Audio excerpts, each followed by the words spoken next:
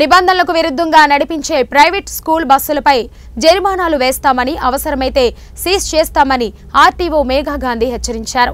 నారాయణపేట జిల్లా కేంద్రంలోని పలు ప్రైవేట్ పాఠశాలల బస్సులను తనిఖీ చేశారు. నిబంధనలు ఉల్లంఘించిన 4 బస్సులను సీజ్ చేసి జరిమానాలు విధించారు. ప్రతి బస్సును ఫిట్నెస్ పరీక్షలు చేయించాలని చెప్పారు. నారాయణపేట జిల్లాలో స్కూల్ బస్సెస్ ఓపెన్ అవ్వడంతో స్కూల్ బస్సెస్ స్పెషల్ డ్రైవ్లో పాల్గొన్నాము. అందులో నేను మరియు మా హోంగార్డ్ ఫైజల్తో పాటు మేము స్పెషల్ 8:30 to 9 వరకు అంబేద్కర్ చౌరస్తాలో చెక్ చేసాము. అందులో ఫిట్నెస్ లేకుండా ఒక 4 బస్సెస్ సీజ్ చేసి పెట్టాము. అలాగే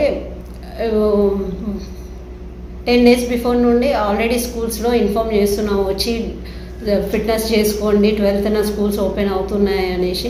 అందులో కొంతమంది Kakatiya school, Gopikrishna school, Dwaraka school వాళ్ళు మొన్నటి వరకు చేసుకున్నారు. మిగతా ఏవైతే ఫిట్నెస్ లేవో వాటిని 4 బస్సెస్ని సీజ్ చేసి ఫైర్ స్టేషన్లో ఉంచారు.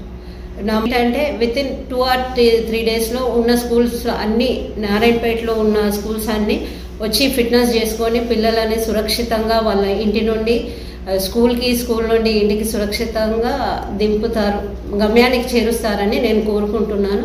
ఇంకా ఎవరైనా ఫిట్నెస్ చేసుకొని, చాలా ఉన్నాయి, అందరూ రండి, వచ్చి ఫిట్నెస్ చేసుకొని వెళ్ళాలి.